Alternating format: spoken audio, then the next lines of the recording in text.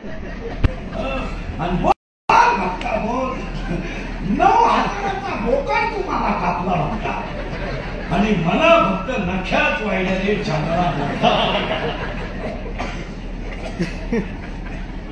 मला मुंडी चालत नव्हती का? मला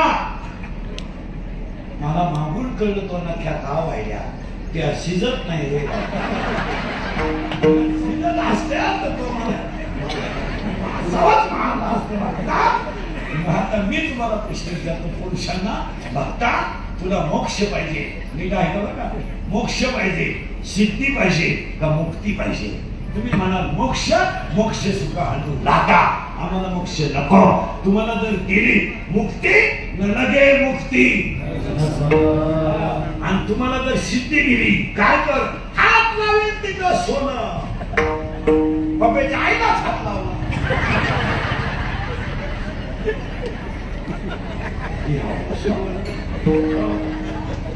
महात्मांनी काय केलं आता 6 वाक्य ऐका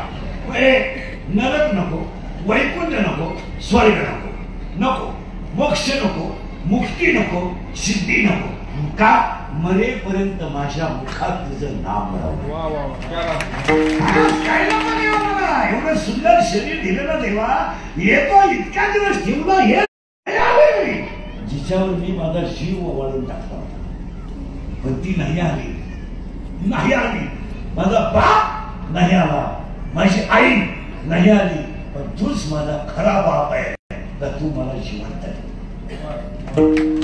या सगळ्या लोकांनी स्वार्थ साधवला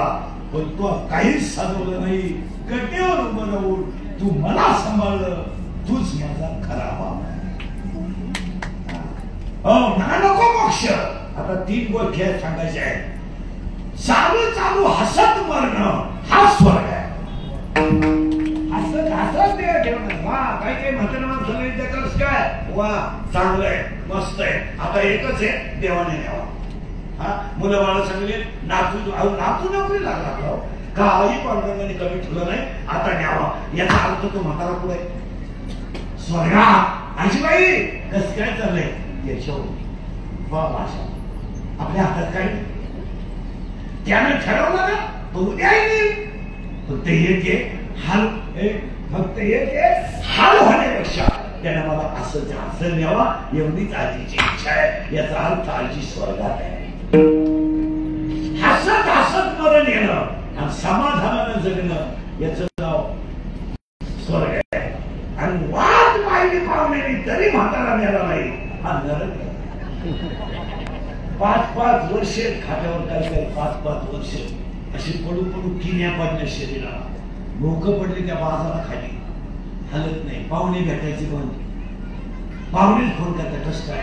आहे अजून म्हातारा काय खोकत वखत थुकत मग नातूला येणारा कसून कोपऱ्यात बागलात किती नाताला गबस